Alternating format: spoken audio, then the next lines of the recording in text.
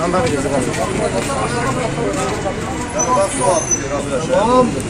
Değil mi? Vay. Bunlar götüreyim onları ya. Onları yanında al abi. Onlar lazım olur. Vay aşağıyı da parçalamış abi. Tamam abi ya böyle fark. Sana motor vurmuşsa, vurmuşsa radyatör de kurtarır. Alo. Sanki öktak ya Ruan. Filtre ha. Şey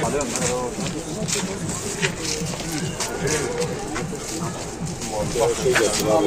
Çekici gelsin. Çok etmiyor ya. Çok büyük. Tabakları aşırı içerken geldiğinde çarşıya gidelim. Kesin. Bana bak.